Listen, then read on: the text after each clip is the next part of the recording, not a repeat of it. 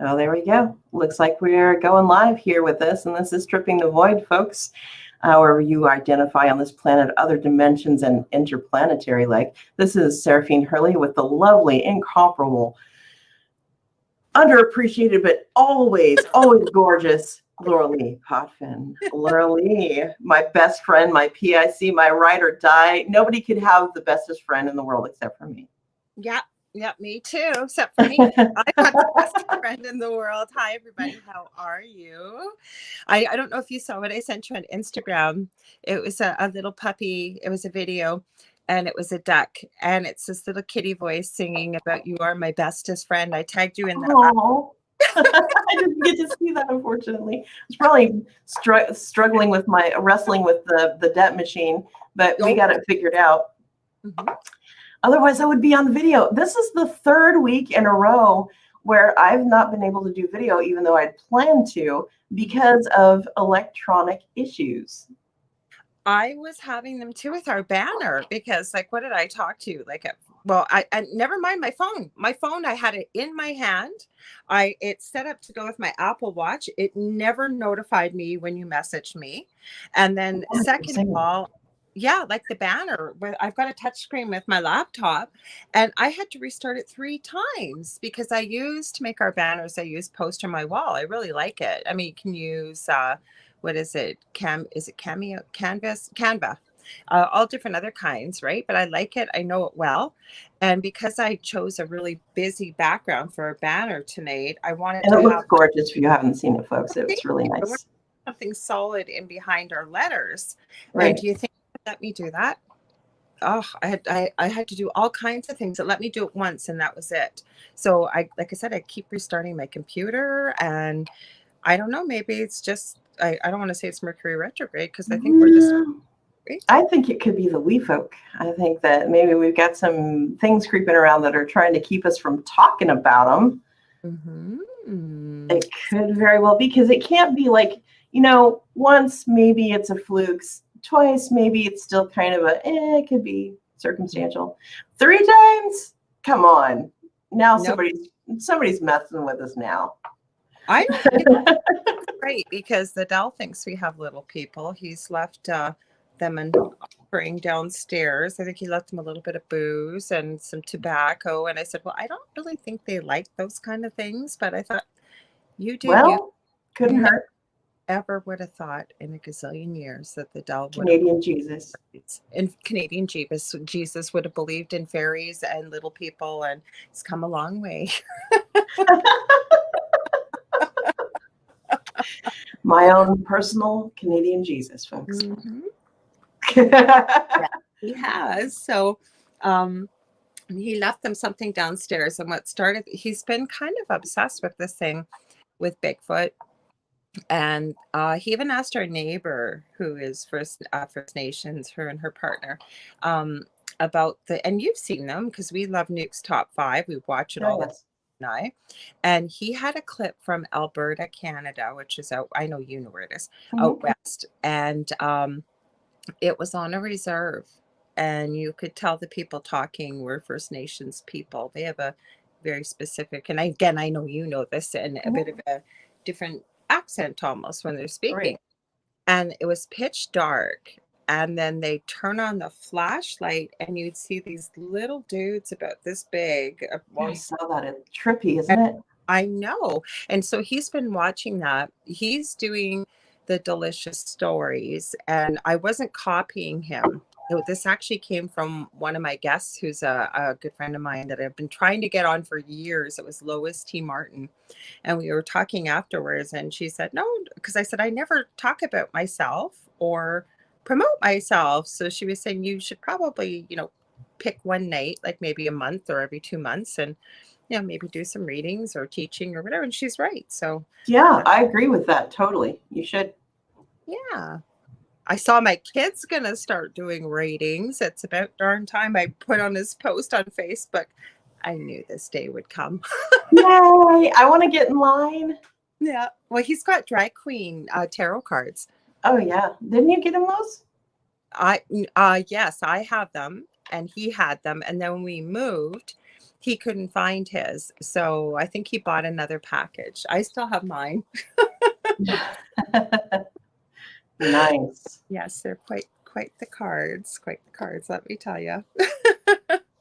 I have to mention this really quick because we're going to go around the world and back again like we normally do, Laura. But I have to once again put you up there and say it's Lorilei. The last couple of shows definitely have been Lorilei in the mix because I did have several ideas, but I thought they were kind of convoluted. I probably need to pick one instead of several. But Lorilei stepped up and had this idea, and I thought it was amazing.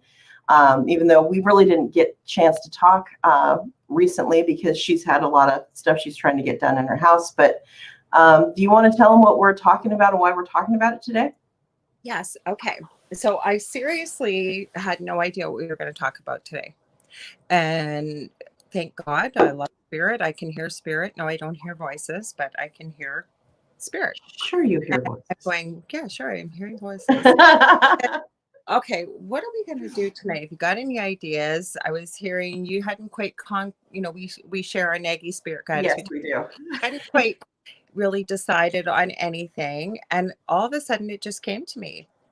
John Winchester's diary or journal from Supernatural. And everybody that knows me knows I love that show. Sarah watches it. Yes, she turned me onto it, and I'm still on season 14, in the middle of 14. I actually watched, I'm sorry, not meaning to interrupt.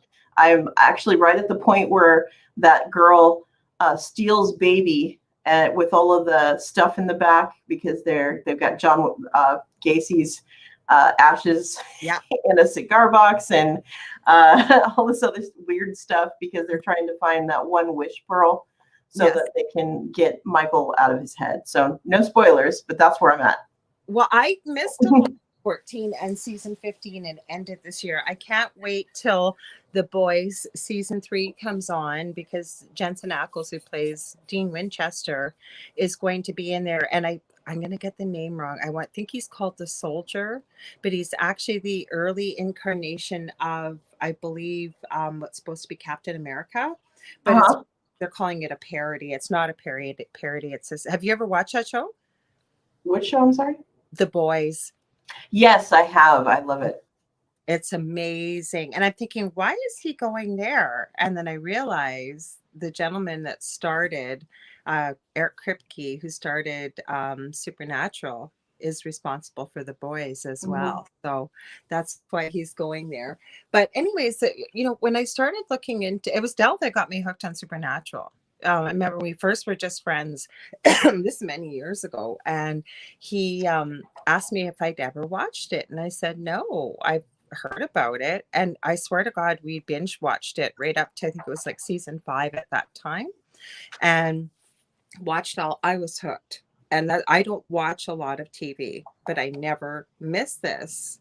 And I started looking into this because, this is when all this paranormal stuff was happening. It was like a 18-hour day, of research. And I started looking at some of these monsters that were coming up in this series. And all of a sudden, there really was legend and lore out there. Like, I know Castiel, the angel. I think I remember when he first came on the scene and grabbed Dean Winchester, was supposed to be dead, and there was a burn hand mark on Dean's shoulder, and it's something to the effect of something, I raised you from perdition. And he was very, very staunch, and he became a regular character, right? But about the angels and the monsters, like everything that came up. And for anybody that never watched this show, it's based on the premise that these guys are hunters that hunt things that we all believe to be make believe, whatever it may be. And then I also thought, because there's another show, and I've been telling quite a people on air and off air about it, American Gods. Oh my goodness. Another show you're going to get me hooked on, eh? Oh, well, in season 3, I didn't get to watch much of season 2, so I need to get back to it because there's only one more episode of the 3rd season. But what the premise is, and the first time we watched it, we were like, what the F is going on? Like, what is this? Like, this is weird. Like, we can't understand what's going on. And I think Del found somebody on YouTube that broke it down to explain the premise. And it's based on a book written by Neil Gaiman. And he's done lots of books, anything from Coraline to Mm-hmm. he's a prolific author. And it's the premise of the old gods that of yesterday, like we're talking Odin, who now goes by Mr. Wednesday, played by Ian McShane. He's an amazing actor, that guy. Yes, he is. And there's a whole bunch of different gods. Like there's a leprechaun that's like 6'6", all kinds of characters. And what they're doing is they're Mr. Wednesday or Odin is going around trying to rally all the old gods who are no longer being worshipped anymore. People, they're being forgotten. And so what do? They're trying to integrate themselves into society and fend for themselves. And the reason why is because there's an impending war coming against the new gods. And when you think about this and you watch this show, it's very relevant to Oh, today. yeah. Mr. World, played by Crispin Glover, who can be so creepy, so creepy. There's that. He was actually in Back to the Future, for anyone who may not know his name. The other thing is there's like Techno Boy, which is all about technology. From the X-Files, the first season, it was Gillian Anderson, and she's like a shapeshifter, but it had to do like with the internet. So anything that people worship now, like materialism, money, the internet, your cell phone, and there's Yourself. yep. I think there is a god there of narcissism, actually. Yes, I've So, heard about it. so that's what this is all about. And once you understand the premise, like they've got Jinn in there, they've got Egyptian gods, they have the Fates. One of them was played by Cloris Leachman, and I believe she Oh, just wow. yeah, she was excellent. Yeah. Gwyneth Paltrow's mother is in there, Blythe Danner. She was just recently in there. Mm-hmm. And there's a African American guy by the name of Shadow Moon, and that's his real name.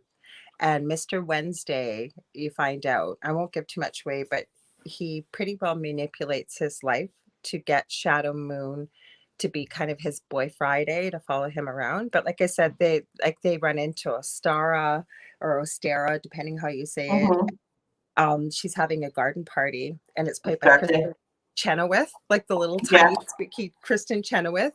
And Yes. Frozen Chenoweth. there's like a gazillion Jesuses there, and there's these bunnies all over. And when you think about it, right, everybody's got a different idea what Jesus looks like or ideation. But my whole point why I came up with this is there was a few things like, do people believe if this is true? If you call it, will it come? That's what or it will come, I said. Or is this like predictive programming, getting people to think about these things, put their energy, thoughts, and words into it, so it becomes kind of like a tulpa.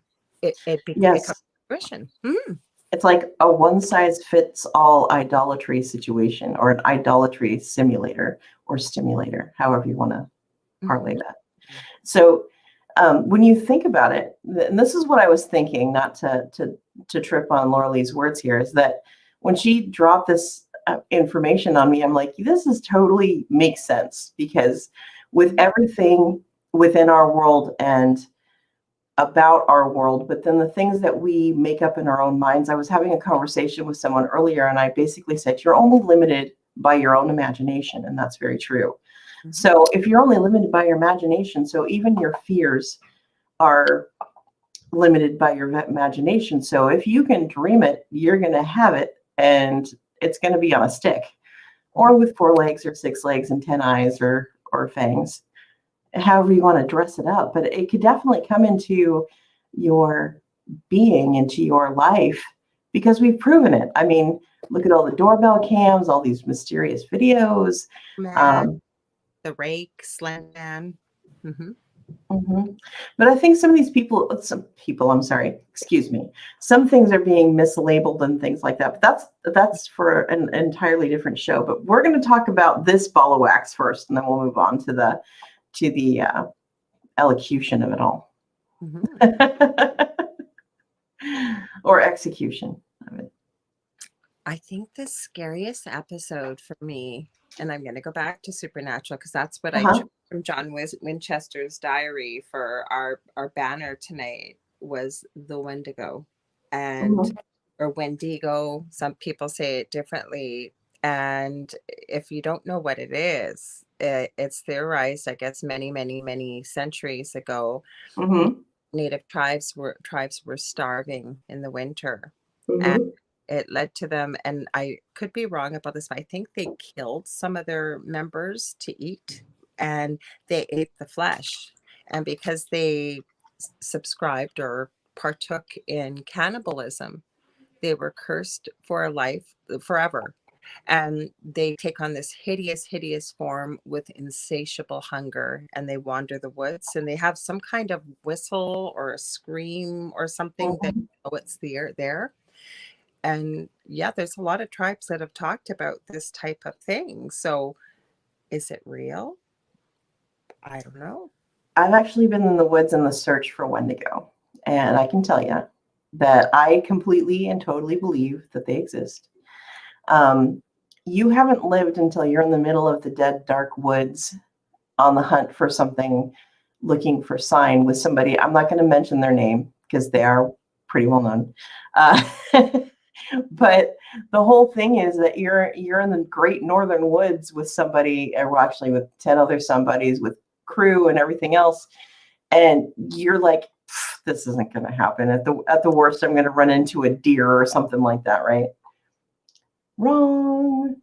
You're in the middle, and we got some really interesting EVPs and recordings in total from the whole situation. It was like a 4-day trip, and we're really in legit middle of nowhere, and all of a sudden you hear this scream that could not be human, Mhm.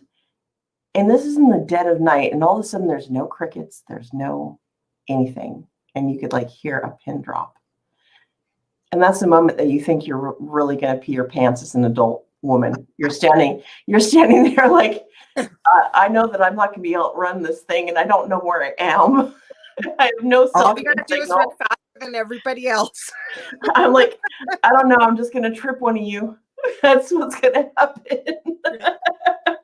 Well, there's been coming up because Belle's been watching this Canadian guy that they send in letters of mostly Bigfoot encounters, a few dog men, but mostly Bigfoot encounters. And I've also, he watches quite a bit. I'm usually doing craft stuff in the kitchen so I can hear it. And apparently, with many Aboriginal tribes, they've taught their children never to whistle. That's a huge pet peeve of mine. Don't whistle at night. Don't do it in the dark. It's a Mhm. bad idea. And you might have to break that down a little bit for people because it can call things. Is that It what you? does. And it's annoying to many things, including schemians. It starts with a D, ends with an M. Really, really don't like to even say the word because it spawns things that, and it's not out of, oh my gosh, not good and all that. No, we just don't like to give things power that should not have any. If you're a booger, just let us call you a booger, and that's basically what you are.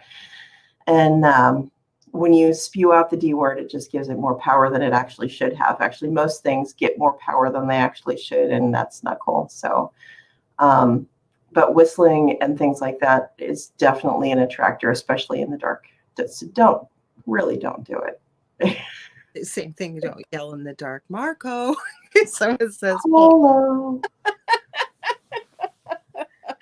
Hello, Marco. Marco. Well, the thing so creepy too, especially if you live where you grew up or where I live, Mm-hmm. because we have woods like what we're Yep. feeling in that episode. Like sometimes I'll think about it, not too much at camp, but once in a while because it is pitch black out there.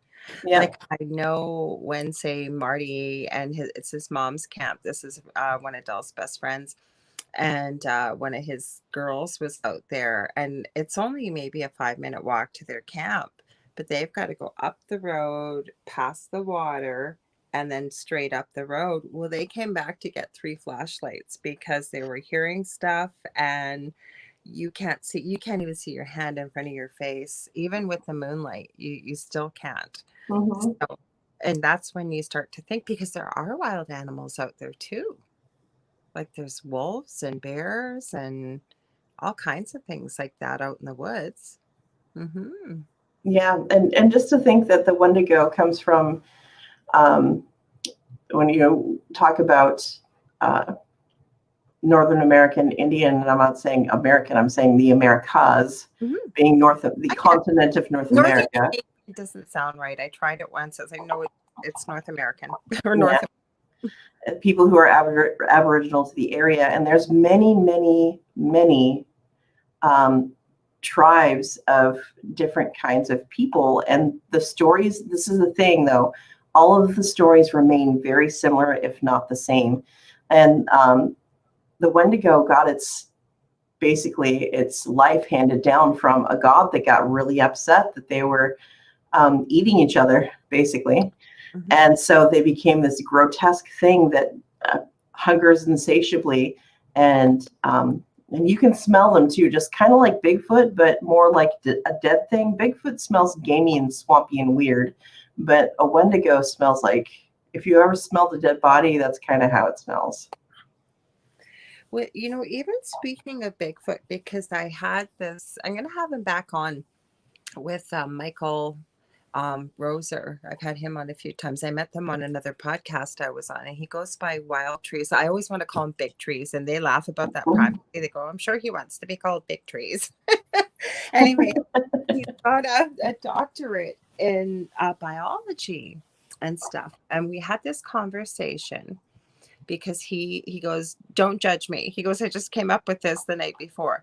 But he goes, what if there was a way to communicate with Bigfoot and make him understand that, I would treat him with dignity, being very, very ethical, but basically getting somebody from the Bigfoot community to donate a body. So, and he was explaining how you classify certain animals within biology, because we've never found a body. And we even went off into discussion about remote viewing versus like knocks and whatever on the trees. I said, you could be there for years with your knocks, and how are you going to, knock, knock, knock on the tree to let them know you want them to donate a body? I said, plus we don't even understand their customs about the treatment of their dead. But I Right. because I'm getting off track here. But these stories I'm hearing that are being written into this Canadian guy, he's a hunter and trapper. I think it's called How to Hunt or something, his YouTube channel. And he's kind of a bit of a dick, actually. I love you. Even the Dell says that, like he really is. Because he kind of gets on his soapbox and, why are they hiding this from us? And he has a good point, but it's like, dude, let it go. Just, we're here for the stories. And there's so many people that have written in and have said that they have actually killed a Bigfoot or shot it by accident, like many, many, many people that have. And I know somebody, I guess one of the channels Del was watching, and this seems absolutely ludicrous to me. I'm dying to hear your thoughts on this, Sarah. That no matter where you are in the world, that if apparently you shoot a Bigfoot or any kind of cryptid or unusual creature, that if you call the police, they're supposed to have a number, and anywhere in the world within a 2-hour radius or so, there's supposed to be a special team that will come and collect the body. Yes, that is actually a true statement. I've actually kind of been involved in something like that. So I can actually tell you that they're, surprisingly enough, pretty on the ball about that. But why hide it? Because like we're hearing, like, and this is just countless story after story after story after story. And it's not in the same place of the world. They come from all over the world. Yep. Why hide it?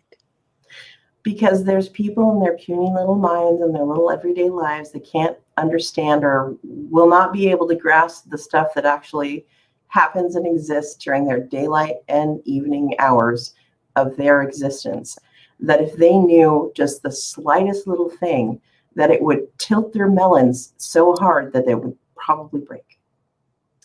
I guess you're right, because even with this stuff, I like to call it truth seeking, not conspiracy theory. That's what Joe calls conspiracy. Yeah, Twilight Zone. But you you'll find somebody that's been red pilled. They've taken the red pill. They're starting to realize that everything they've been told or whatever, most of it's been a lie. But they almost go through this shock period of and depression. And I've seen many people like this that, oh my God, my whole life has been a lie. Everything I've been living has been a lie. And I Oh, understand everybody's different, but for me, it was exciting to know that things aren't always the way they appear, and that there's actually a lot more below the surface than there is above. So that confounds me. I don't know. Did you feel that way when you took the red pill? like me, I know most people suffer from Mm-hmm. Carpathian kitten loss. Mm-hmm. And so sometimes it's hard, but sometimes, Mhm. it gets better with time. Mhm. Well, if I Don't let Carpathian kitten loss happen to you, y'all. I guess what I'm thinking is that, you know, I guess with being in the paranormal world, it's like, Yeah. you get this turn that you do, so people contact you and say, okay, I got this really weird. Like, you're Yeah. gonna, please don't think I'm crazy. It's like, try me. Yeah, I know, right? I have a whole room full of crazy. You want to see? Or that people are always shocked that you're like, oh my God. You're like, okay. Yeah, Mhm. they're waiting for a reaction. They do it to both of us, and it's like Lorilei and I get the weirdest. I think Lorilei so far has the biggest tally of, I'm sorry, wackadoodles. Yep. She's like a wackadoodle magnet. It's like, I love you, Words out of my wackadoodle. mouth. I am a magnet. I am. I will pat you on your head, give you a rubber duck, and send you on your way. However, I will still go, we need to increase your dosage or something, because if you've got that much activity, I want to live at your house. Mm-hmm. Well, you do. I don't want to live at their house. It's just I've experienced some very strange, odd things watching somebody possessed, which you were involved with. Mhm. Um, I mean, or a lot of people that just need maybe a little education or whatever. And A little. Lorilai's so nice. I don't mean this unkind, but it's gotten to the point now when somebody contacts us about our paranormal survivor episode with what it seems genuine concern, like, are you still going through what you were going through? I'm able to help. I'm literally now, and again, not unkindly.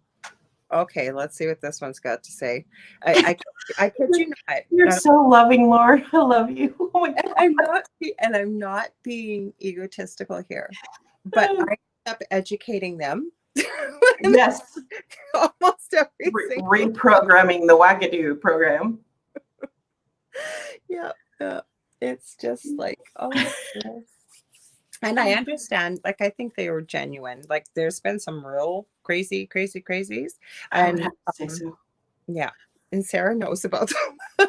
And no, I don't. I do take confidentiality very seriously. So I Yes, don't. I don't know about all of them, but the exponentially wackadoodle. Mhm. And I usually don't, I wouldn't share anybody's names or any No. details or anything, but some of them, and sometimes it's just genuinely to get your best friend's opinion. Like, am I Mhm. misdoing this the wrong way, or what's your thoughts on this? Exactly. And that's something that I've done with Laura as well, because we will take the secrets to our grave. So don't think that, oh my gosh, they share it. It's like, you know what? Our Nagy spirit guide is going to tell us anyway. Tell us anyways. What I was thinking though, even as nurses, like when you're working on the floor, the first thing you'll do if you've got a colleague working with you is, and you see something you're not sure about, you'll call your colleague in and say, what's your thoughts? Or, Yep. whatever it is. That's why when I worked out in the community, you had to know your stuff, because you literally call a doctor and the doctor says, what do you want? Put my name to Yep. it. So you're basically telling the doctor to order whatever. So you had to know yourself because you didn't have that backup. That's why I would never recommend somebody that just graduated to go work out in the community, because yeah, you're all on your own. And that's the beauty of it when you're in anything. And it's not just nursing, it like the paranormal community, especially.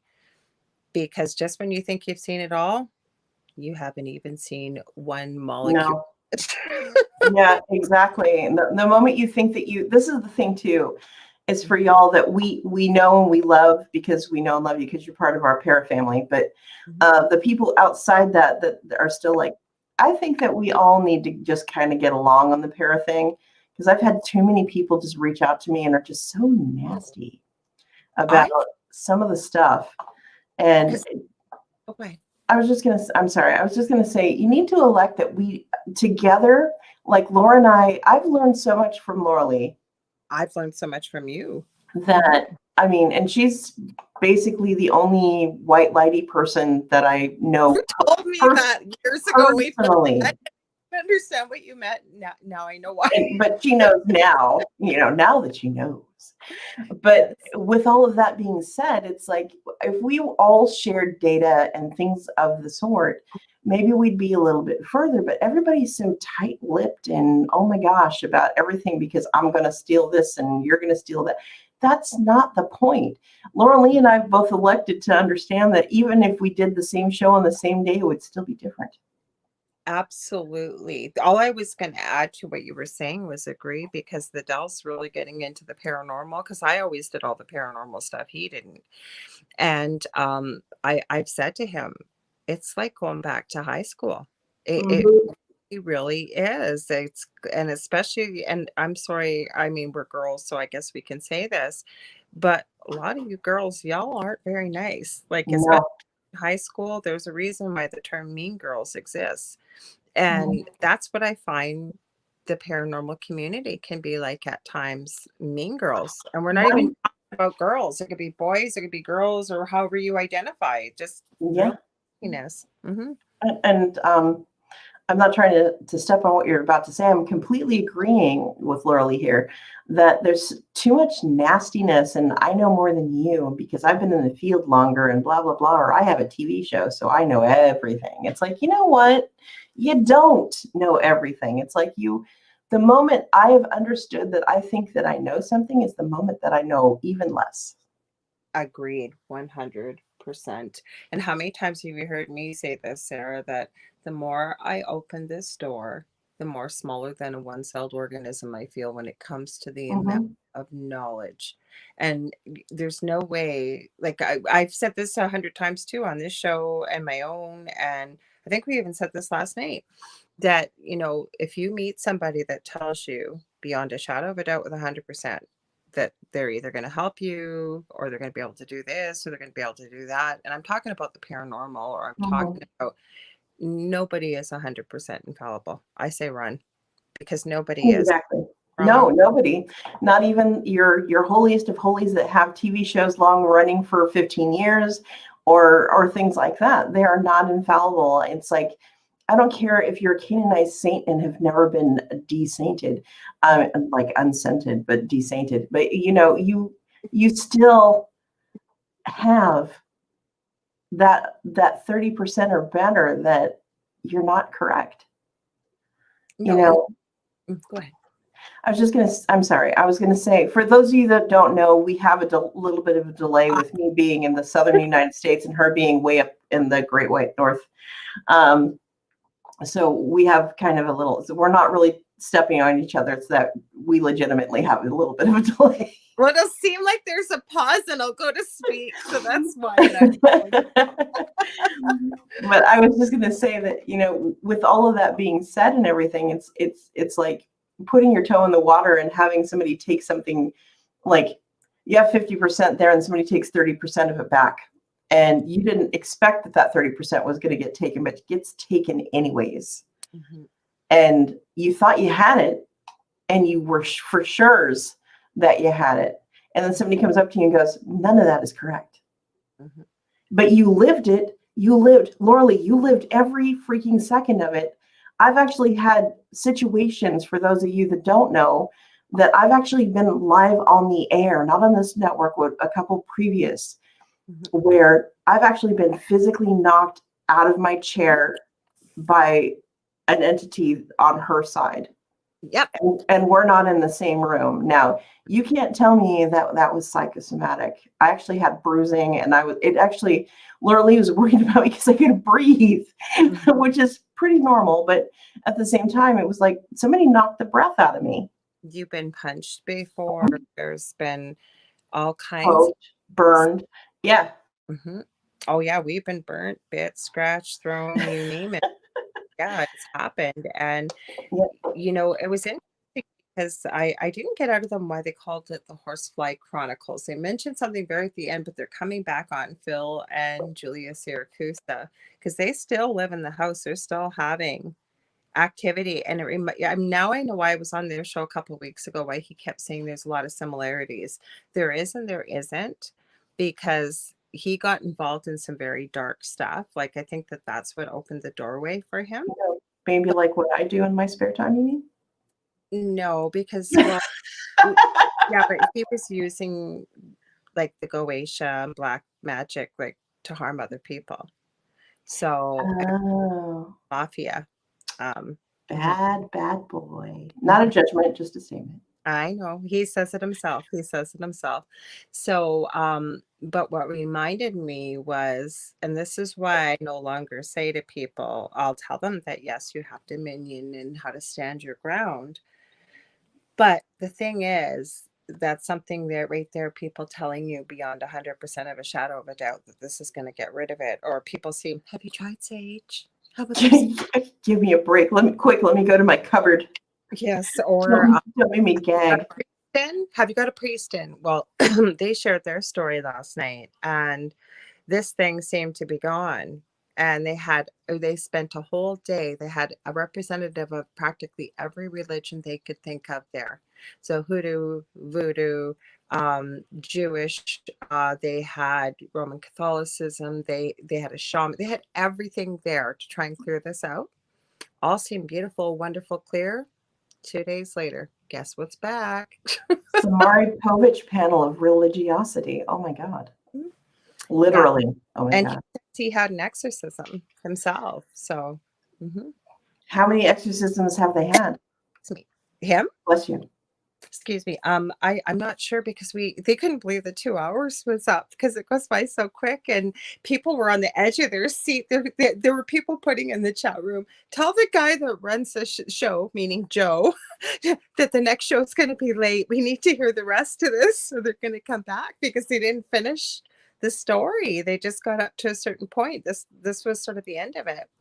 But my point was, right, like you get people telling you, well, that's all it takes, standing your ground, dominion, bringing in a priest, doing, well, sometimes, folks, there's a classic example, or people Mhm. say to me, you got why we didn't. Why didn't you call in a priest? Well, first of all, I don't think people understand what's involved because we would have needed an exorcism if it would even have worked in the house. Second of all, it's not you just call up a priest and say, hey, come on down. We got some problems at our house. Yeah. And let me clarify this for you. Not you, Laura, but for the royal you. Yeah. Exorcisms can sometimes take years, and not get rid of everything. And Yeah. two, priests don't just show up at your door like exorcist style with, they don't. They need a reason to just kind of show up there. And the ones that do are not involved with the Catholic Church. Mhm. They're more of a deliverance, not an actual exorcism. Well, there were people wanting us because we had both been baptized in the Catholic faith, but Right. to go that route, you have to go through the Pope in Rome to get Mm-hmm. Never mind the fact that you have to have a lot of things done, but you got to pay for psychological evaluations before. Like, there's a Yep. lot. And then people say, well, why don't you just call the priest and ask for a house blessing? So you've just heard Seraphine said happened to her. And she's in South Florida, and I'm about 6 hours north of Minneapolis, Minnesota, in Ontario. Okay, so we're a long, long ways away. That I'm going to call a priest into my house and tell him just to come for a house blessing. The doll's been thrown 15 feet across a room. We've been burnt, scratched, bitten, and in just good conscience and faith, I could not do that to another. I didn't even really have people over to my other house. I just didn't because I I know would have totally been there. I know well I know my eldest son had one of his friends over one time, and the other friend, there was the three of them, they were going out. He got it, he understood it, and he had some gifts. So we were talking about it. Now the other guy didn't believe in this, didn't care about it, just whatever. He was there just for, come on, let's go. We're Mhm. heading shortly. But he loved our dog Shiloh, our German Shepherd Yeah, at I the time. love Shiloh. Yeah, Rest in she peace, baby. thought. Yeah. So all of a sudden, I'm talking to my son and the other boy at the door, and we hear, "Holy!" It's not radio friendly, what he said. Turned Please. around, went, "What?" And he is white as a ghost. And he goes, Mm. "I was just standing here and something grabbed my ankle." He goes, and when it happened, he goes, "I thought maybe it was the dog. I'm looking for the dog." He goes, "There's nothing there. Something grabbed my ankle." The kid Like never, a virgin. yeah, never came back.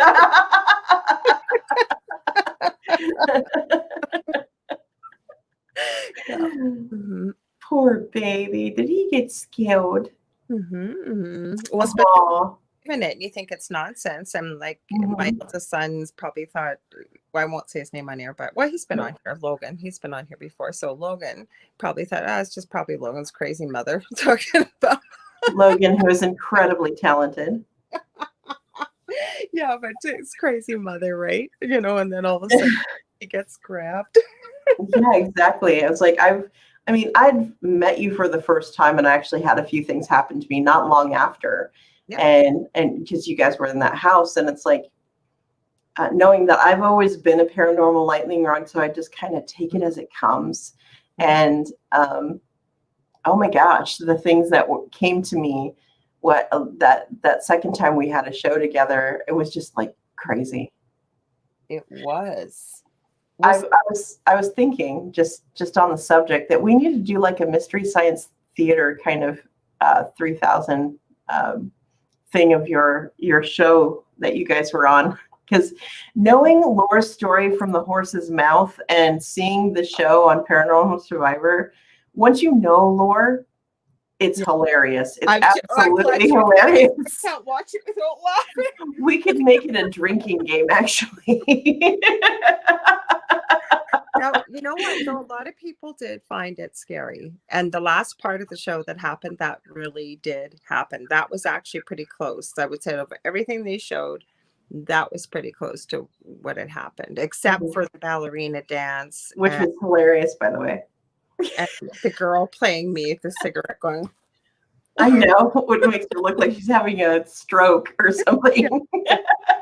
So that was a ballerina stroke. I think I've only seen it twice. And the Dell's friends don't really believe in this, but they know we've been on the show too. So they came over one night and they wanted to watch it. We were all laughing our butts off, just laughing because they know us and they know what we're like. And yeah, so I said, if you have not seen the show, you must see it. And maybe Laura can go through and repost the link for the actual episode itself so that you can see it for yourself.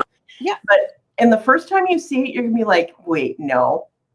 But the thing is, knowing her story verbatim now and everything, because she was actually living this and still living it, knowing her, going through it and actually experiencing a little bit of it for myself, and knowing that the difference between television and real life is a difference between, I don't know, Tim Burton and Martin Scorsese.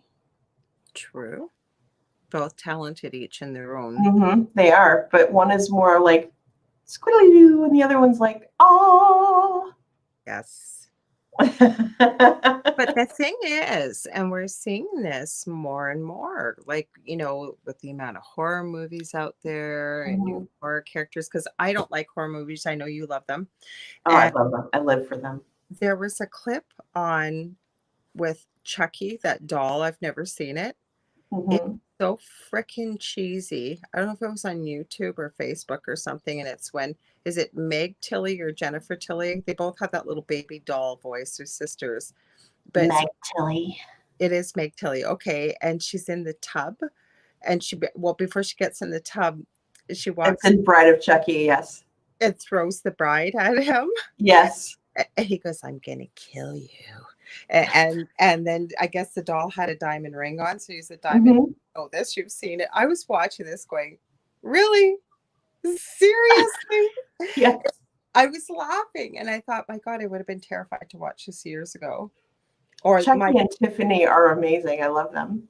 well, the biggest thing for us, and I'd never seen this, and Dell made me watch it when Halloween. I think it was Halloween, or is it Friday the 13th? It's the one with the camp where they go to the camp. It's Friday the 13th. That's what I thought. Okay. Camp Crystal Lake. Yes, and Kevin Bacon's in there. Mm-hmm. And I know I've sent you the picture of this, but I don't even know how we noticed it. He's in a Speedo at the beach. Mm-hmm. I don't know what kind of square toilet paper tube they He looks like he's got something a little bigger than a roll of quarters down there. Yeah, but it's square. I know. It's like, what the heck? Did they like hammer it down so it wasn't so pokey or what? Thanks, set design crew. Nailed it. For prosthetics. It's like, well, He would have been nothing. Like seriously, with nothing. Like I can't even think what they used because it literally looked like somebody had shoved this in the pants. Here. Yes, it does. And you can't miss it. It's not because you're necessarily looking. It's because you can't help but look because it's like, what the heck is in his front pocket there? It's just like, is he deformed? Because I remember we saw it on when I saw the movie. I think I said that to my go, what's in his Speedo? Not that I'm checking the guy out, but you like that's all you see. Is he got a condom over the top of it? What the heck? Is he wishful thinking his way through the 80s? He got a razor dick in his Speedo or something Speedo because my God, it's like it was just incredible. It's incredible in all the wrong ways. Yes. My point about this was like we're seeing more and more of this. And you know, I've often wondered because, you know, people are starting to marvel now at The Simpsons and Family Guy. And they, you know, one more prediction that came true. Well, was it really a prediction or did they know that this was supposed to happen? And it just came to fruition. And that's the funny thing is that maybe you think about muscle memory, right? Mm-hmm. It's going to sound wackadoo. Yeah. But you think about muscle memory. I was thinking about muscle memory when I couldn't figure out why my password was all wonky earlier. Mm-hmm. And so muscle memory remembers your brain, remembers where your fingers go and all that, right? Yeah. And so what if there's some sedated muscle memory when you're bringing up animations or writing for film or television or things like that? And it just kind of like a spirit guide feeds you different things. And maybe it is kind of like an oracle situation. Well, now you can get really deep because if you think about it, right, and I hate this term, but the monkey mind, as they call it, or our, which is we think is our computer. Well, it is kind of. Or Or lizard brain. Yeah, but really, that's not what runs your life. If you think about it, you can the subconscious, you can call it the higher self, whatever you can. There's many names for it. I mean, we can even get into Freud. I think he calls it the id and the super id. The id.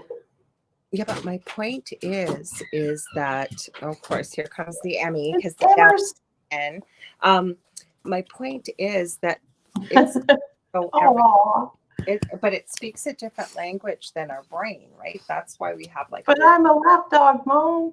Yes, I'm a lapdog. Hello, everybody. I'm a chihuahua.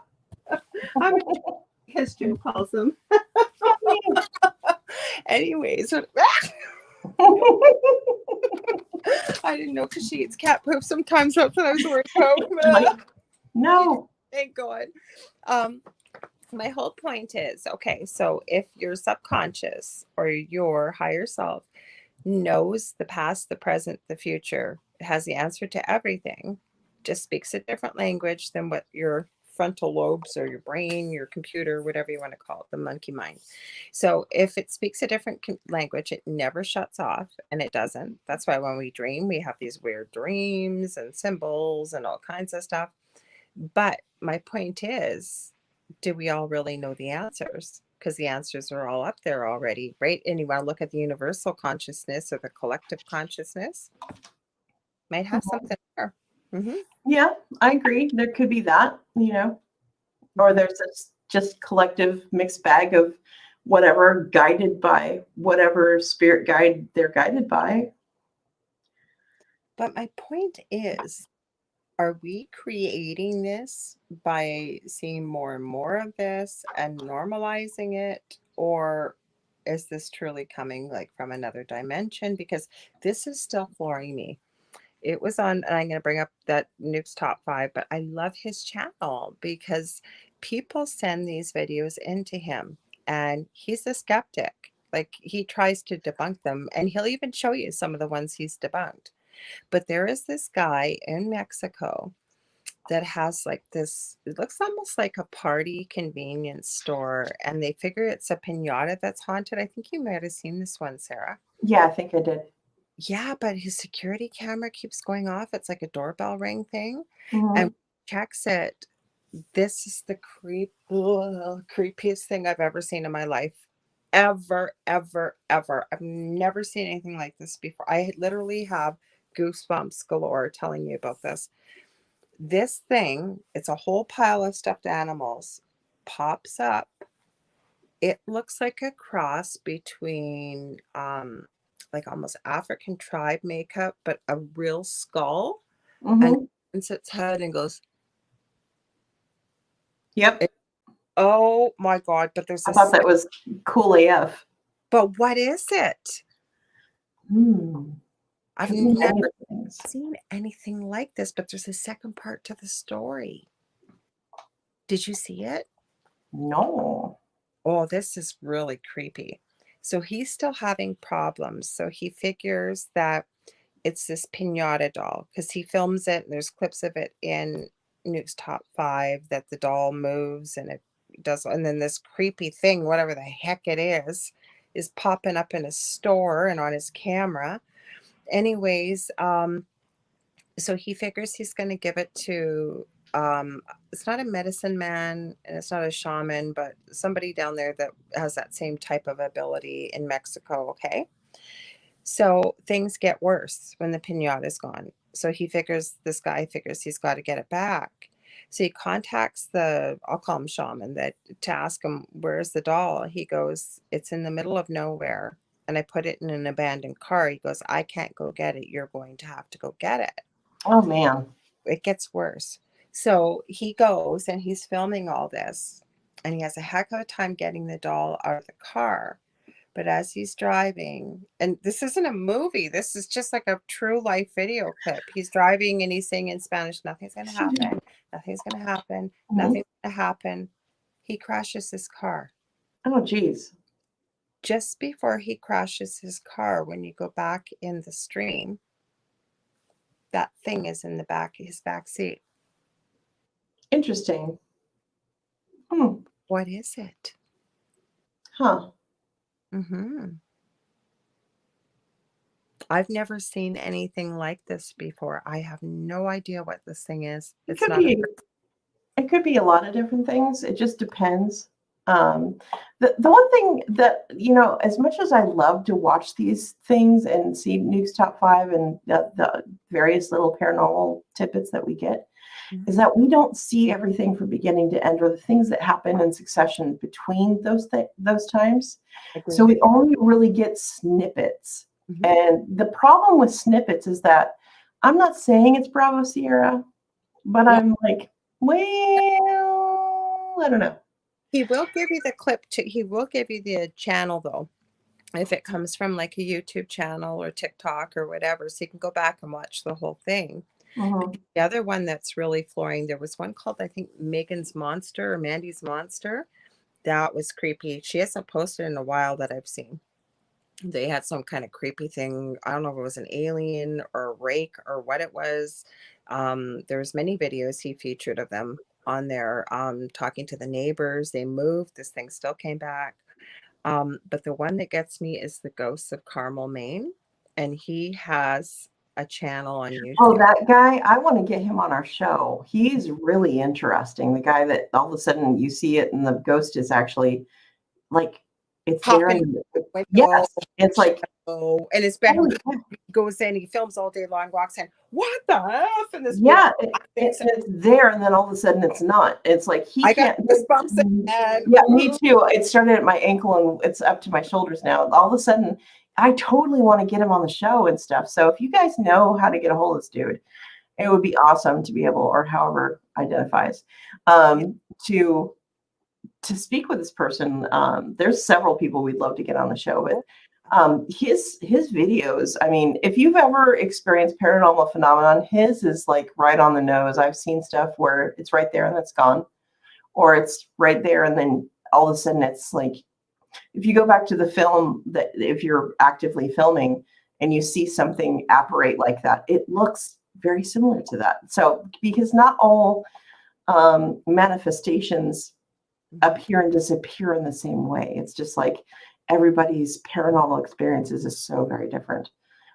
So it's like, and the fact that he's still living in the home, he's been there for ever. like ever. Mm-hmm. Yeah, is one of the things that speaks to me, is that he's not looking to move or anything like that, and he communicates with the spirit from what it looks like. Mm-hmm. And there's more than one. Mm-hmm. So it wasn't a house, though. There was more than one. Yeah. Many people tell me that it was a portal. It was a Scamian portal. The house was infested. There was, but on the show that you mentioned, they just mentioned the one. And actually, like I said, it was 4. The creepiest for me, though, female shapeshifter. And actually, that's covered in John, Skinwalkers, which is in the same, and shapeshifters, because that's what was in our house. It would take my form. How? Like to see it copy this pattern on this shirt. No, I don't. My doppelganger is back, however. Oh, let's hear about that. A lot of people actually have said that they've actually seen her. So I'm not going to tell you what she looks like, but she's definitely a darker alternative to yours truly. And she does have black hair. Is this in your home? She's been seen in my home. She's been seen, when I'm not here. She's been seen in other people's homes where I actually am not. I've never been in their home, but my doppelganger has. That's really interesting, because on one live host chat a week or 2 ago, somebody wrote in and said, I knew Lorilei when she lived out in BC, and she was nothing but a bitch. Those were exact words. Excuse me? A bitch. And because Joe read this comment out and he's going, no, she's not like that. And I'm going, excuse me? When I used to live, or before I moved, no, where I used to live is what they said, but they said out west. And I go, I've never been out west. Mm-mm. So, and I'm the bitch that's actually lived out west. So Lorilei, she said it was Lorilei, and she knew me before. And then she kept swearing. She kept saying, like, swearing that it had to be my doppelganger or my twin. And I hear this quite often. Do you hear this? Well, obviously you hear it, but I've heard this many, many, many times too. Like, maybe does this have to do with being, more intuitive or what? Because I hear this quite often too. Actually, my alternative self is a lot darker than myself and doesn't actually speak. Interesting. Now, she doesn't talk, but I will say that she is a very dark alternative to myself, even though I myself am not very light and airy either. But she doesn't talk at all. And that's one of the things that makes me think it's not a spirit, it's more of a doppelganger kind of thing. But I had somebody phone me and tell me that I scared the bejeebers out of them, and I'm like, how could that even happen? Mm-hmm. I've never even set foot in this person's house ever. I've met them at a meet and greet, but I've never been in their home. And this person lives in West Virginia, and I've been in West Virginia, but I've never been in this person's home ever. And they told me that, well, they don't know how I got in there or whatever, but I caused a mess or something. I'm like, I was not there. Yeah, like if you weren't there, you weren't there. You think I'm just going to pop into West Virginia, break into your house to make a mess and head home? Yeah, and scare you and your children? No. If Yeah. I was going to do that, I would be on CNN. Come on. Yes. I'd do a good job. Come on. Exactly. Well, you know what I was thinking when you said that, though? Don't we all have the potential to have a darker self, though, right?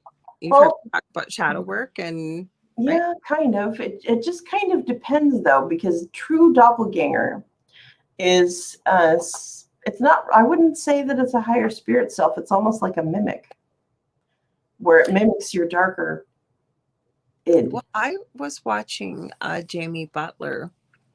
She used to work quite a bit as a medium with Elisa Medhus with channeling Eric, and now she does stuff on her own, but she trans channels her two guides. And one of them is Maitland, and she comes across as a 6-year-old girl. And, I think she's the real thing.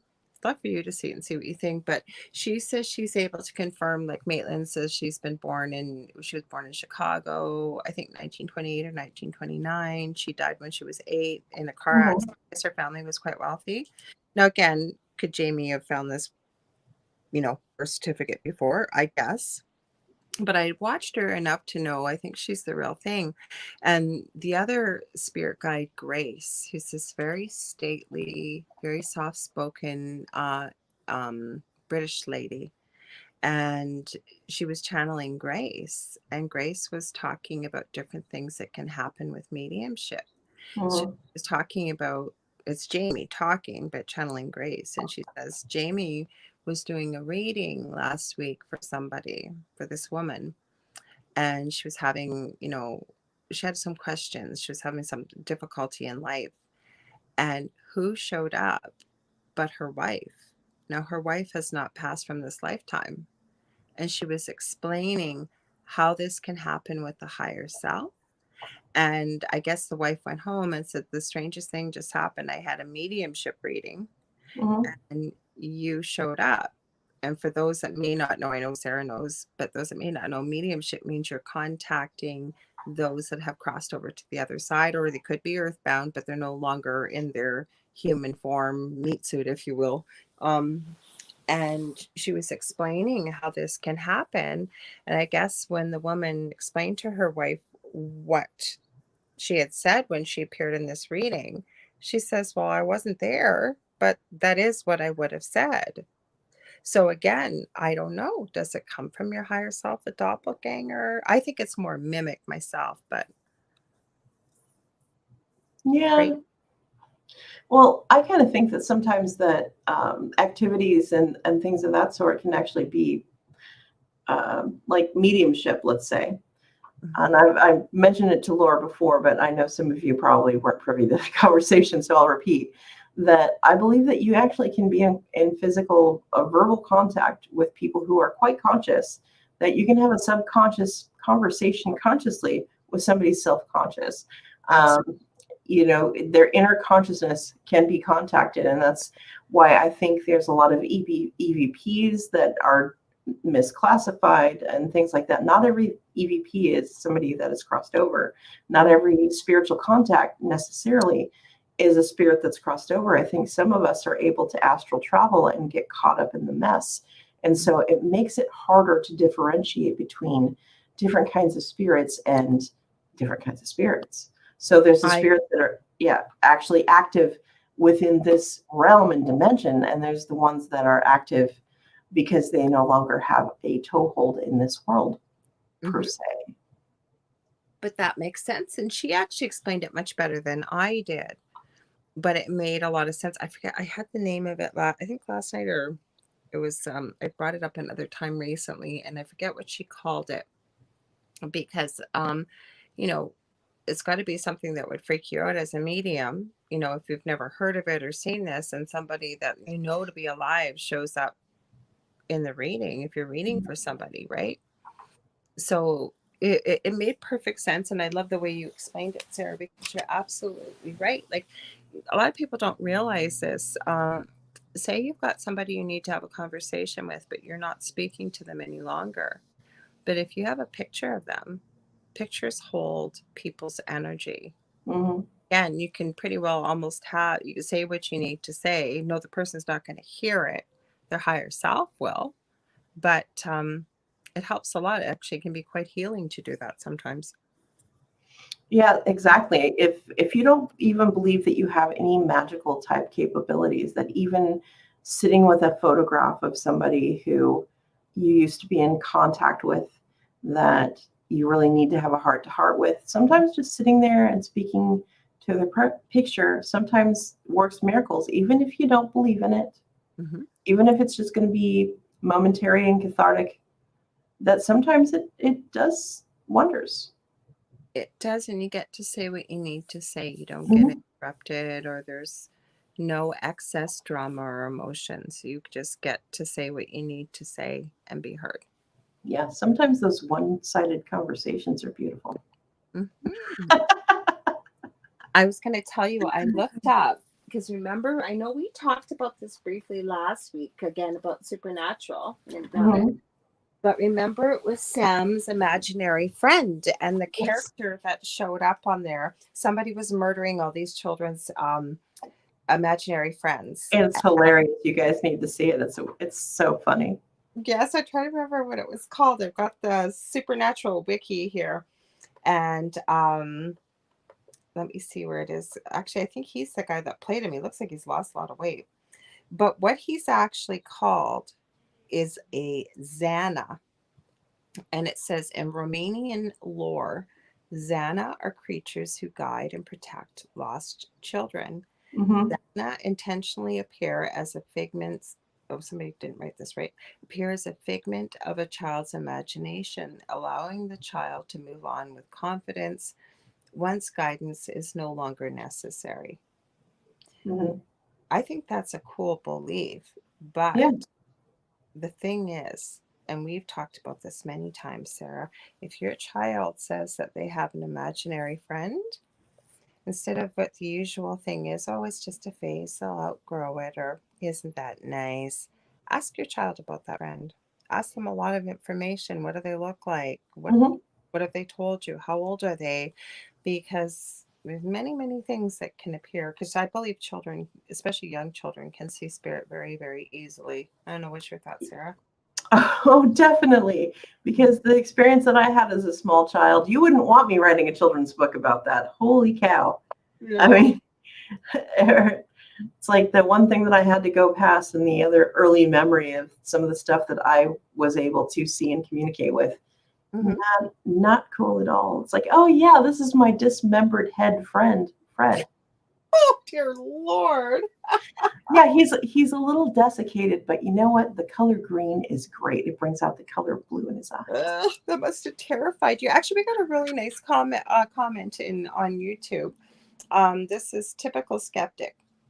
On Sorry, this is a great talk, ladies. I'm loving this. You two feed off each other so well, and I used to watch the show Supernatural all the time. This is an awesome show tonight. Well, thank Well, you. thank you, skeptic. We love you too.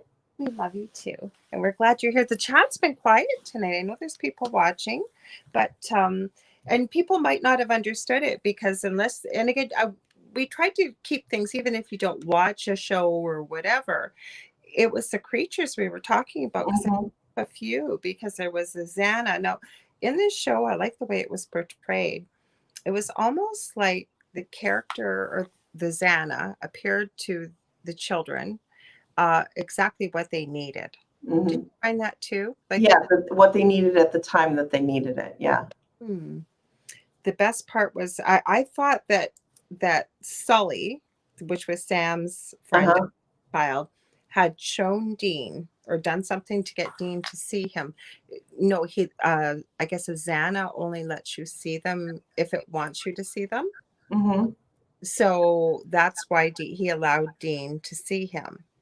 But the funniest part was, like I said, in the episode when the mother runs out, I guess, calls them in, they pretend to be psychologists, Sam and Dean, Mm-hmm. and the child is screaming and sobbing because their little friend, or Xana, is being murdered. That's what the episode's about. Somebody's going around killing all these Xana, but nobody can see it because they're invisible, right? But you see it as the viewer, and the mother's in the room, and she's like trotting through the Xana's blood, and then she puts her hand down and touches her face, and like this, and Sam and Dean are, you might, Crap all over their face. It's gross, but it's hilarious because they switch camera angles from what you can see in their reality to what Sam and Dean can actually see. and the little Like, girl, that's even worse. She's probably traumatized because their whole room is covered in gack and fluff. Yeah, well, fluff too, yes. There's or Reapers. This is another one because there really is a book you can buy. There's a lot of fandoms that recreate these, but it's called John Winchester's diary, and the boys use the diary to help guide them as they were hunting things that people didn't believe existed. Now let's talk about Reapers, because I've seen pictures myself, never mind working in palliative care. Are Reapers real? Are they not? Like, Because, when you think about it, can Azrael be in every place at every time at every single moment of a death? yes. Because Azrael is an interdimensional being, yes. But wouldn't they elect to maybe delegate a little bit? It's like, well, I might want to have a lunch break between 3 and 5. And like, well, can you come over here? And okay, Natasha, can you take my 3 and my 4 o'clock? And then can you, Boris, come and take my... I'll be in Canada from this time to this time, but I need to go over here to Southeast China. And so I won't make that connection to Ohio proper. So if you could take Kansas between 6:30 and 7, that would be great. Oh my gosh, that's so funny. I was just looking, because I did look this up. I did look up American Gods too, because like I said, those were 2 things I just picked because I still wanted to mention about the Crossroads demons. So I'll mention some of the gods that are in American Gods. If you guys can watch this, watch it, because once you figure out what's going on, I wish I should have thought to look up the guy that explains. He does this in a lot of TV shows and movies. Like if you're kind of just dropped into the story and you're, what the heck is going on here? I can't figure it out. He breaks it down really nicely without giving too much away. Cool. That's good to know, actually. It is. I'll see if I can find the name of the channel. So this says, below you'll find a handy guide to all the gods we've met so far.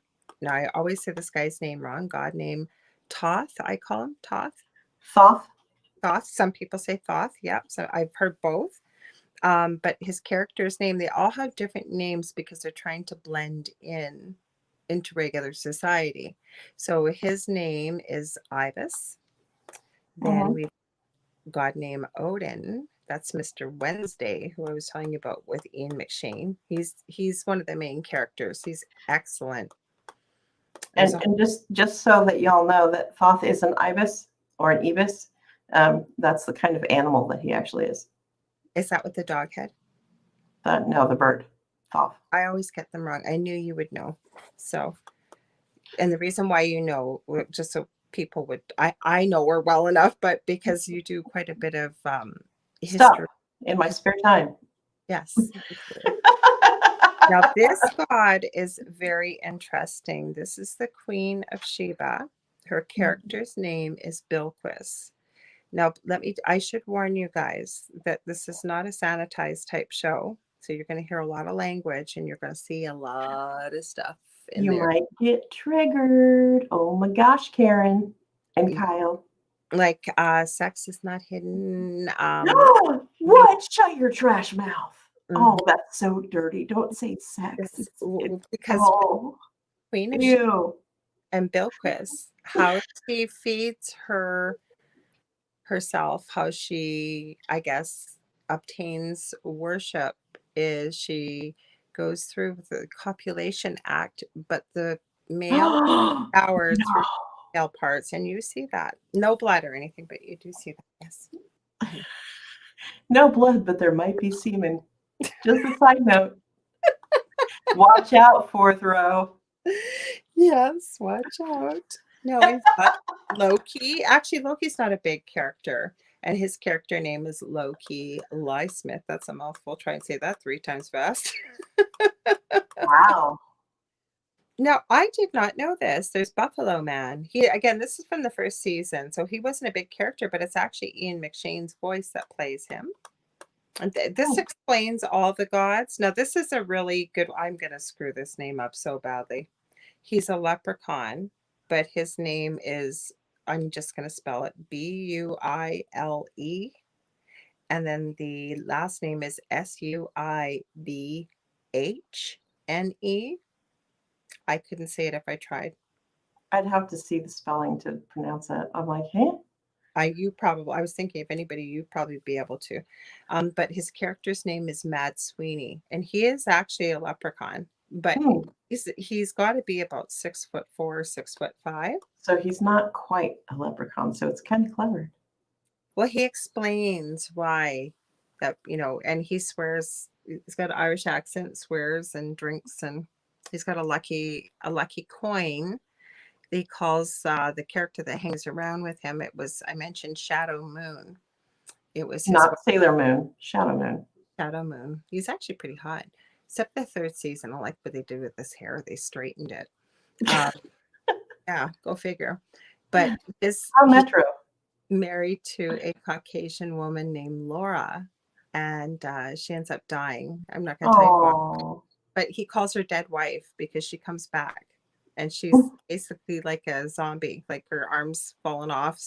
She has to go and get it sewn back on. And there's like a few living dead wife. Dead wife. She takes it away. That's hanging on to her. Okay, so there's a god name. It says none because he doesn't have one, but his character name, we're getting into the new gods, Technical Boy. So this is obviously technology. Mm-hmm. Then, oh yeah, he's no longer on here. I think he got fired in real life, but the god name is Anansi. It goes by Mr. Nancy. He's played by Orlando Jones, but I think you see his god form. He almost looks like a spider. He's an old guy. New god. That's who she was. So it was Gillian Anderson from the X-Files. She's absolutely beautiful in this series. She didn't last long, but her god name, her character name is Media. So she's one of the new gods. So like, oh, actually, this guy is such a good character actor. I don't know. His name is Peter Stormare, but he's got like a French accent. He's in so many movies if you see him. So his god name is Cernabog, and he actually goes by Cernabog, but I don't know if it's from Russian lore or something because he has quite the Russian accent. I'd have to see the name. Sorry, Slavic. That's what it is. I was going to say it does sound quite Slavic. So thank you, Nagy Spirit Guide. Yes, he's a Slavic Thor, it says. A Slavic Thor. Because we all needed a Slavic Thor.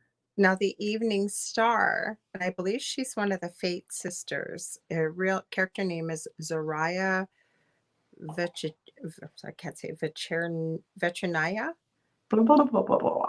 She was played by Cloris Leachman.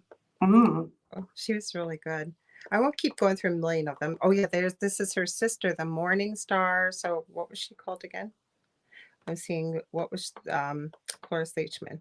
Oh, she was the Evening Star. So her sister is the Morning Star. I hope the third one's not the Afternoon Star. Doc says hi, by the way. What's that? Doc says hi. He's standing right in front of the screen, trying to get attention. Sorry, guys. He's got to see Auntie Laura. I can't say these names. They're quite long. Oh, she's the Midnight Star, and she's actually beautiful. Zoraya is her name, but she's got a different last name. It's Polonaya or something.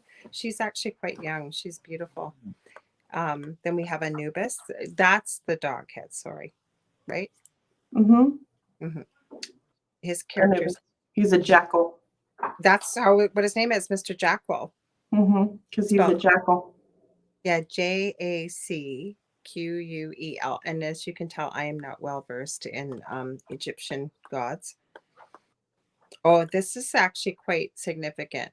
And that there, I won't go through the rest of them because there's quite a few, but like I said, it covers pretty well the lore and the gods from a lot of different religions and Mhm. places in the world, and it's quite interesting. So the god name is the Jinn, and it says his character's name is Ibrahim bin Irem. And believe it or not, with having this Muslim culture that's involved in here, there's homosexuality, which is a taboo thing over there. So it's quite interesting that. It is and it isn't. I'll leave it at that.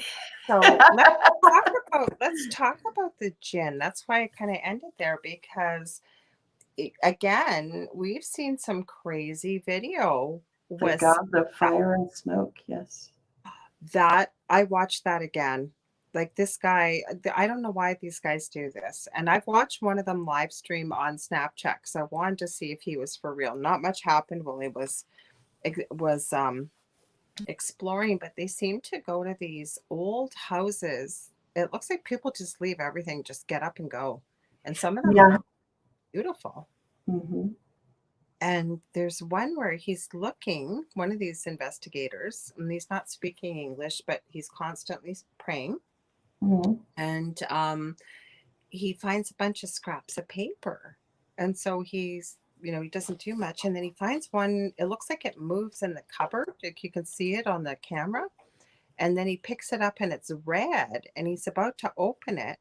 And he drops it because a fire just shoots up right in this event. I'm getting goosebumps again. Just shoots up out of nowhere off the floor. And it's like in 2 or 3 places. He's out of there, obviously, with this. This is a real video. And then the guy that was streaming on Snapchat that I checked out, because he's got a Snapchat channel, that guy, I don't know what the heck he caught. If it was a shadow guy, he kept calling it a Jinn. Like it was in the window, it was in the doorway, everywhere Mm-hmm. he went, it you could see it. Like it wasn't like it was, a hint of something. Mm-hmm. Because jinns don't normally like to be photographed is the thing. They're very much I'm going to scare the crap out of you kind of being, and really don't want you to photograph me. It wasn't that Because close. It was, and again, it was on Nuke's Top 5, and that's not the only paranormal channel I watch, by the way, folks. Again, the reason why I like it is because these are videos sent in, and he is a bit of a skeptic, and he never tells you what. He always says, "Is it all an elaborate hoax? You decide." you decide.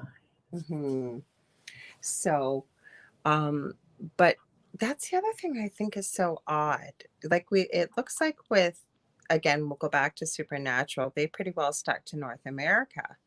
Mm-hmm. But wherever you go, there's always different types of spirits. Now, why is that? Sometimes they're similar, but a lot of times there's not. Like where the stuff over in the Middle East we see videos of versus say over in Asia, like China or Japan, especially in China, I guess what they believe is if you get angry at the spirit and you swear at it, that's supposed to keep it away. Kind of. It depends on the kind of spirit and stuff. It's just not. I mean, generically, they believe some of that, Mm-hmm. but I would say mostly like thinking that your dominion over something can kind of overcome any situation. And that really largely depends on your amount of understanding of what the word dominion really means. To me, though, knowing what we know, that anger isn't one of the lowest vibrational emotions, it's better than say something like depression or sadness, Or because hatred. yeah, because there's a bit of movement, but it's still something negatively vibrationally negative. So to me, I've always believed that anger is one of those things that can really feed something that's a low vibrational entity. Mm-hmm. Anger and pain, because anger causes pain, and so depression also. And so when you get that and it starts feeding into things, and I'm not going to be too specific. I'm just going to say it does. Mm-hmm. So if you wind yourself up into feeding all into hate, and like even if you're just one of those laptop junkies in the dark in your mom's basement being a troll, you're essentially feeding a spiritual entity, in your own right, even if you don't believe it at all. You're actually contributing to crap. I'm so glad you brought that up, Sarah, because I've been seeing a lot of this lately coming up. And exactly what you said, even though you don't believe in it, what you put Mhm. out there, you could very well be feeding something very negative around you. Yes. So is that what, like, I'm really trying to figure out why we're seeing more of this, or are we really seeing more of it? Are we bringing it into fruition? Because, as I always say, what we perceive, we begin to believe, and it becomes a reality, or Mhm. definition of what you'd call a tulpa, or not quite. I mean, tulpa, you got to put energy and Yeah. thought, whatever, into it. But my point is, why are we seeing more of this?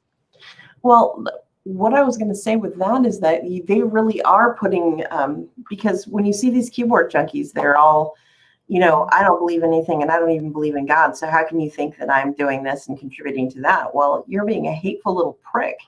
And so you're, by your own action of being hateful, even if it's only me or somebody else similar, believing that you're doing that action, meaning that you are putting your spiritual energy for the good or for the bad of it, doesn't matter, that you have your own agenda. And that agenda happens to be powerful enough to make something salivate over you spiritually. It's going to sit there and hang out for your basically your doggy bag of junk, and it's going to keep getting bigger and bigger and bigger until at some point it's going to do something. And it may not do something to you, but it might do something to somebody, I don't know, close to you, or somebody who may not be related to you but might be somehow related. Maybe it's a guy you see every day at 7-Eleven. Something. It's just when you think about how, Excuse me. bless you, that a butterfly can flap its wings and cause a tsunami in Japan. It's 6 of one, half a dozen of another, where you can't really know what everything is going to cause or cost until the causality of the action actually comes down. So I invite people to really think about, even when you're thinking, what goes into it, what is coming out of it. I mean, even if you think that you're just going to leave some kind of jackassy comment on somebody that you don't care about's page, just because you don't think that it causes them pain or whatever, you're actually contributing by and large to being hostile, whether you think that you're doing anything or not. And that is a spiritual action, whether you want to believe it or not. I agree. And I think one of the biggest revelations, because when you do a reading, it's not just a reading. Lots of times there's a lot of teaching, a lot of counseling in there, all kinds of things like that. And I find that a lot of people don't realize, especially if they put maybe somebody up on a pedestal, and whether that causes jealousy or, whatever, whether it's troll behavior or idolization in a way, Mm-hmm. they don't realize that as a human being, that a lot of the thoughts that go through one's head, maybe I'm not enough, maybe I'm not good enough, Mm-hmm. your own worst enemy. Everybody has those thoughts and those feelings, and that's a real big shocker for a lot of people. Like you said, those words hurt other people. Mm-hmm. They're not looking at that. Like maybe somebody peed in their Wheaties that morning, so you know what, I Yep. do that to everybody else. Well, not ever thinking that, those words hurt. Mm-hmm. Or a And select, sorry, go ahead. I was just going to say, two wrongs don't make a right. Just because somebody peed in your Wheaties doesn't mean you need to go be a mean jerk to everybody else in the daytime.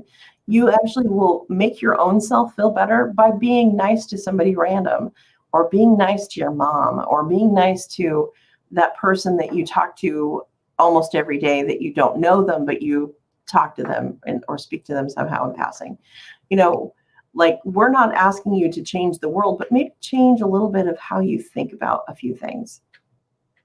Or a Now, random act of kindness. Sorry, Sarah, go ahead. yeah, no, go ahead. Yeah, you're right. Random acts of kindness, or, being nice to that person at the drive-through at Tim Hortons, or the drive-through at Starbucks, or whatever, wherever you're going, or Woods Coffee, and say, "Oh yeah, please and thank you." Very simple things like your grandma taught you, or your mom, or whoever raised you. Say, "Oh yeah, oh, thank you, or please. And don't tell me that you were never raised to say please and thank you. That is not an antiquated notion. Being thankful and pleasant with people for them helping you in a situation is not an antiquated notion. That's called not being a dick when you go out in public. True. Or you know what? The biggest gift you can give yourself, and you don't do it to say, oh my God, I can't wait to put this on social media and let everybody know what a wonderful person I am. That's not what I'm saying. But say you've got the money. Somebody did this for me. And I actually was in tears, and I'm not a crier. Sarah can vouch. Yep. It was about a year ago, and I was being in Canada, and I know it's branching out into the US, and there's different types of coffee shops all over the world. But big here in Canada is Tim Hortons. I got a frog in my throat. Excuse me. Tim Hortons is amazing. Yeah, so I was in the drive-through, and somebody was ahead of me. And when I drove up to get my coffee, they said, it's free. And I said, what do you mean it's free? Oh, the person ahead of you paid for you. And I said, are you serious? Like, I was in tears. And you'd had Lorilei, I'm sorry to interrupt. Lorilei had kind of a rough day that day, running around and doing a bunch of stuff. And we were going to do a show or something. And that's how I know about it, is because she was running around trying to get everything done in that window of time that she is trying to rush to. And she called me, and we were talking between the things, her little stops that she had to do.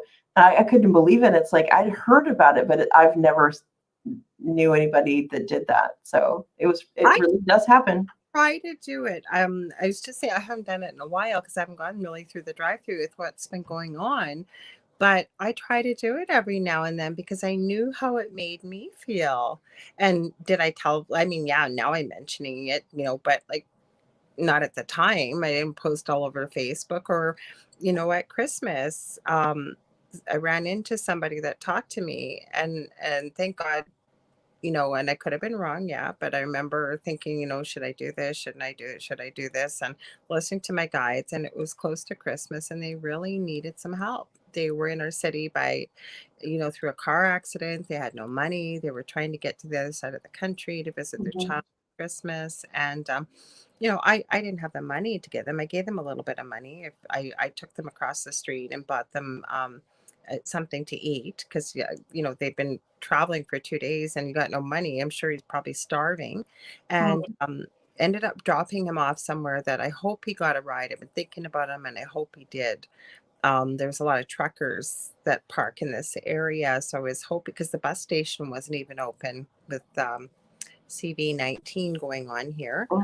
Or even today. And now that it was Adele that started this, and now our neighbors all do it on each side of us. But just, if the garbage truck comes by and whoever's out first, we all grab each other's garbage cans now and bring them in. We never tell each other. We don't know who did it, but so today I did it.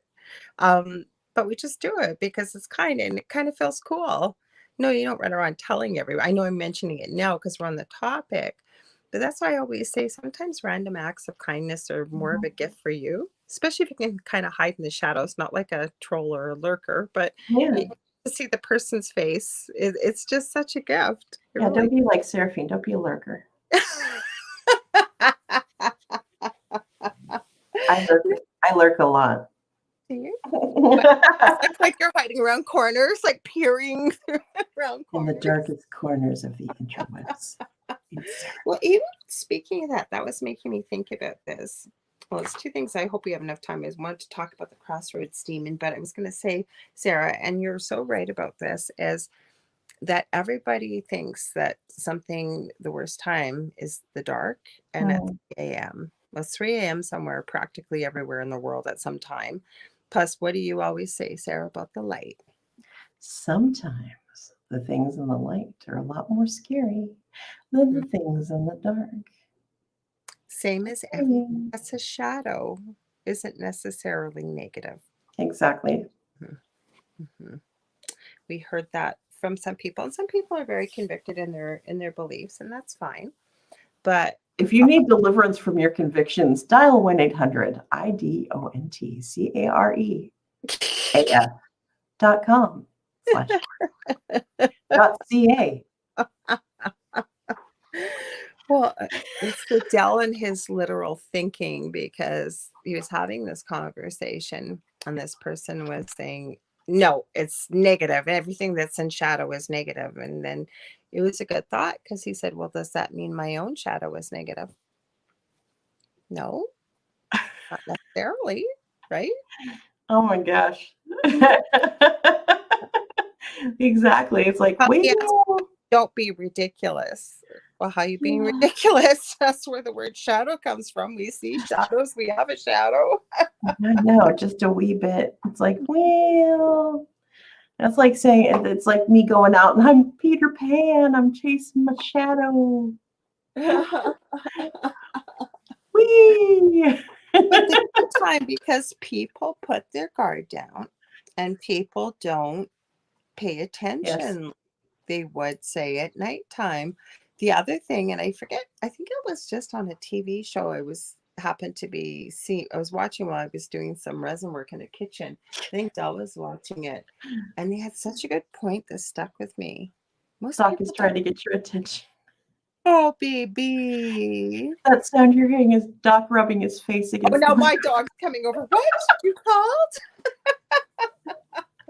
But you know what this person said was, people don't look up enough, and they don't. Nope, they don't. They Legit, don't. that's true. They don't look above them to see like what could be in a tree or even Mhm. the sky or yep. Hmm. Exactly. And that's the thing is I'm always looking up. I'm always taking photographs of the sky because I've gotten some really interesting stuff just Hmm. taking random photographs. And I invite you all to do it. It may take some time, but you're going to find something at some point Hmm. in your pictures that's like a little I can't really say for sure, but it's definitely not quite what I expected. So that's the Maybe, thing. And we're not maybe saying paranormal. walk around like being suspicious and scared all the time, but Yeah, get in over it. the daytime. Yes, hello. Hey, Yes, hey, puppy. Sarah. You heard her. And I said, oh, BB, tis up. Is she 100 pounds yet? No, no, she's I don't know how much she weighs. I haven't had. She's a light 65 pounds. Oh, she's more than that. Yes, you big brat. Yes, she thinks she's a lap dog though, but she's not. Obviously, her head's as big as my head practically. So, hey, little monkey. Okay, get down. It's not time yet. She usually does this after the show. So I wanted to ask you. Okay, what about the crossroad demon that was Uh-huh. and we see that, and we've certainly ran into our fair share of people that have actually made deals with the devil. Mhm. Um, Never mind the fact that, Robert Jordan, wasn't there that famous African American guitar player Mhm. that it's rumored that he made a deal with the Crossroads Demon, right? Mhm. And more people than you think have actually come up on that role. And can I give you some information about that? Absolutely. Is it every crossroad? No, it has to be very specific. Yes.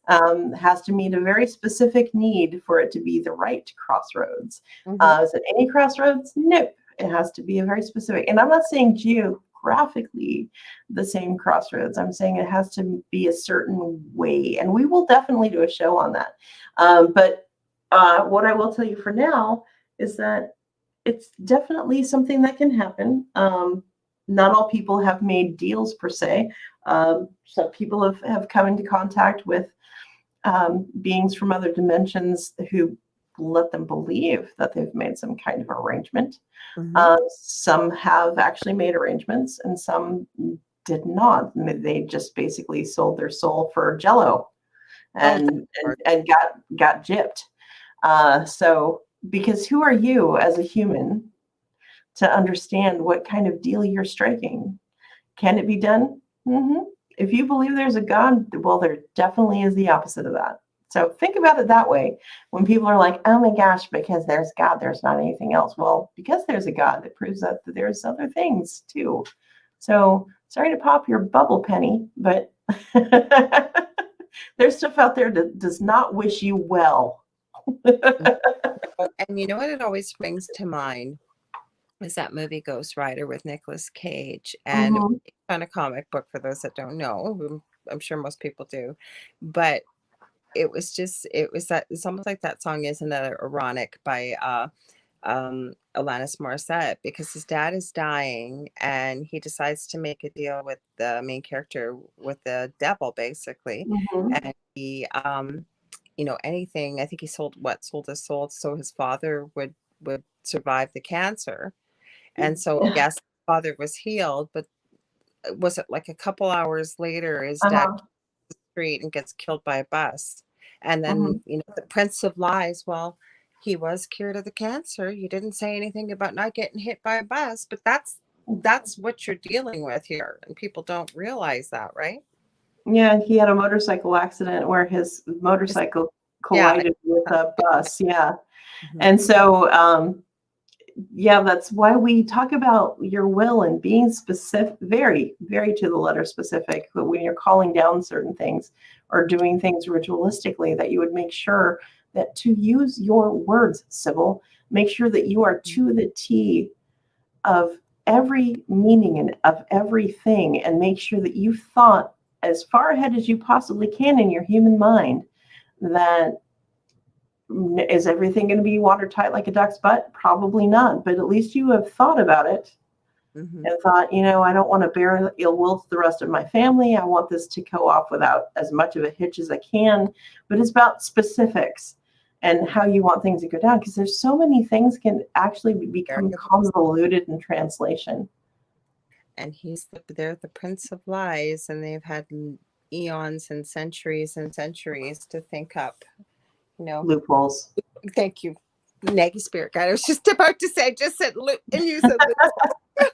La la la la la loopholes. We're almost out of time. This was quick. I know. It's so close. Yes. Well, we'll be back next Tuesday, though. And we should Yes. tell people that if you guys want us to talk about something, or, there's a guest you want to see, or we are here to entertain you guys. So let us know what you're looking for. Or maybe you've got burning questions about something with the paranormal or the strange or the unusual, right, Sarah? Yes, and if anything else is burning, there are clinics for that. We love you regardless. The one-liners tonight.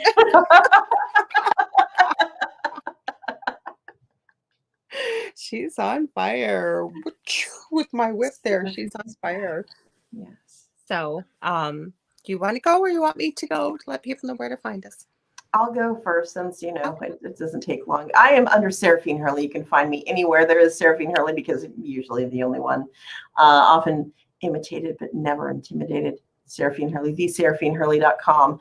And like Laura said, you can find us and ask us pretty much anything. Just don't be shocked. We are not responsible for your reaction to our answers. Have a great night. And thank you for your listenership. Remember to like, share, and subscribe. Bless you.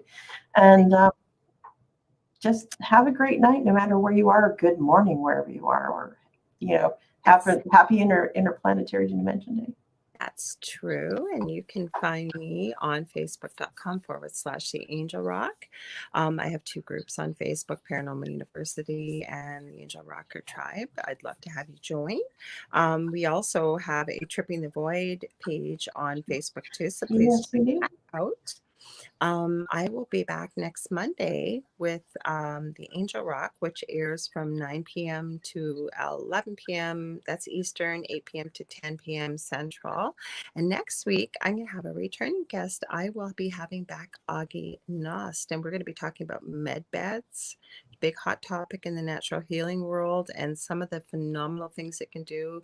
A lot of things about healing, possibly brain yoga. We're going to, who knows? Augie and I go all over the map. So, Ooh, anyways, brain yoga. So we'll be back next Tuesday with another exciting, interesting topic. So, good night, everybody, or good afternoon, good morning, wherever you may be. Exactly. Thank you for listening to Tripping the Void, and enjoy.